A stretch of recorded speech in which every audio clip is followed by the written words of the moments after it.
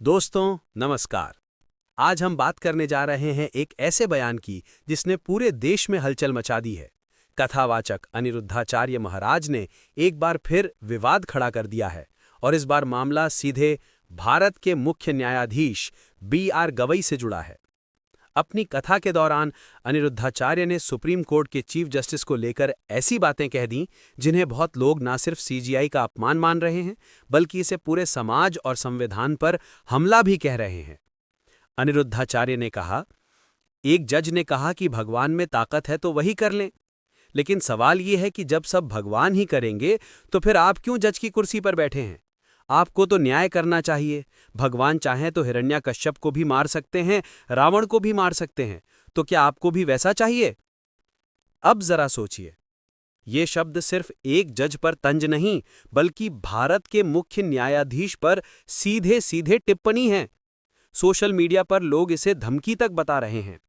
कई यूजर्स लिख रहे हैं कि ये सिर्फ सीजीआई बी.आर. गवई का अपमान नहीं बल्कि पूरे एससी समाज का अपमान है। ऐसे व्यक्ति पर केस दर्ज होना चाहिए और उसे जेल में डालना चाहिए।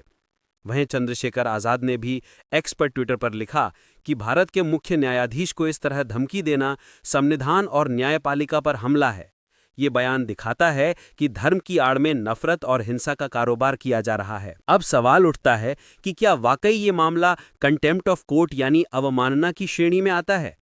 जी हां, भारत में कंटेम्प्ट ऑफ कोर्ट्स एक्ट 1971 के अनुसार अगर कोई व्यक्ति अदालत या जज की गरिमा को ठेस पहुंचाए, न्याय में बाधा डाले या जज को डराने धमकाने की कोशिश करे तो वो क्रिमिनल कंटेम्प्ट माना जा सकता है।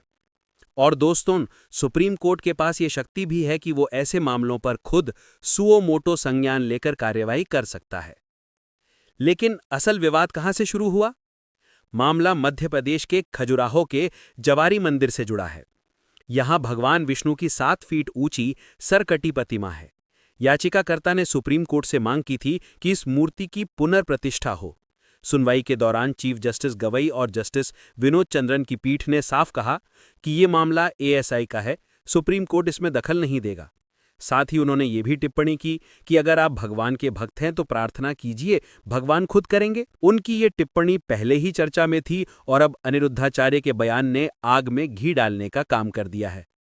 कई लोग कह रहे हैं कि ये सिर्फ धार्मिक बहस नहीं बल्कि सीधे सीधे संविधान और न्यायपालिका की गरिमा से जुड़ा मामला है।